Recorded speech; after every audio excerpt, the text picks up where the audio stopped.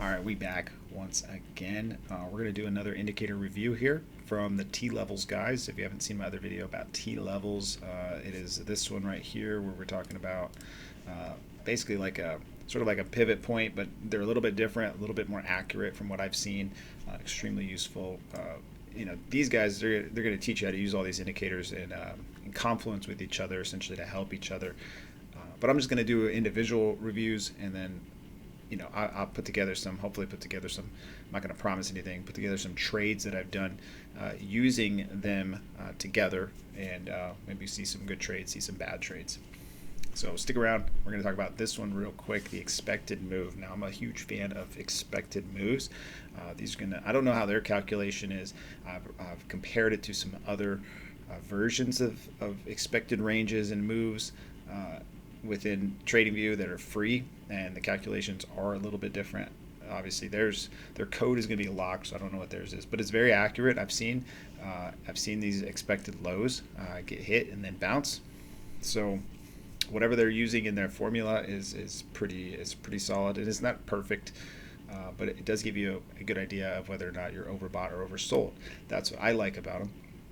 If you see price really expanding below maybe even like a daily or a 4-hour expected move, then you can be pretty sure. Obviously, momentum is very strong to the downside, but what happens after that momentum ends, you're going to get really strong mean reversion type of moves. So if you can sort of time your trades out for the reversal, knowing that hey, we're way outside of the expected range here.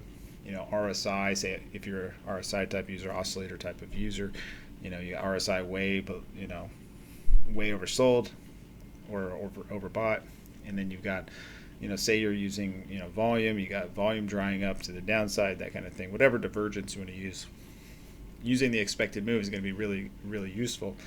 Say you're going to use it in combination with T levels.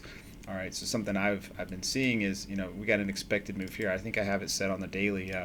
I just kind of like using the daily, mainly because I just want to know that price is within its expected normal ranges here. I don't need to know the 30-minute expected move, and you can definitely do that with this indicator. You can look at the 30-minute expected move, all the way up to the 2-hour, to the 4-hour, to the weekly.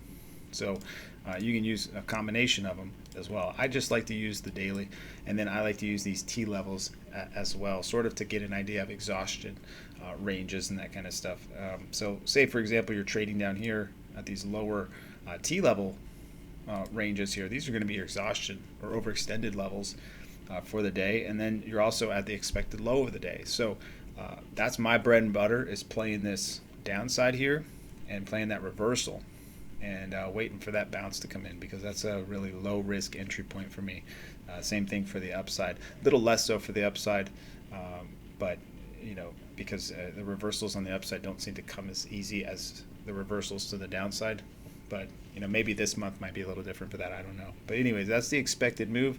How I use it with T levels, just I've only been using it for a week, but I kind of already get the gist of those two indicators, and we'll be talking about these other ones in videos coming up. So hopefully you like this. If you do, go check out T levels. I'll put the link in the description, and I think they do a 7-day free trial or something, but maybe not, I could be wrong. Anyways, really cool indicators. Big fan, and we'll talk to you later. Peace.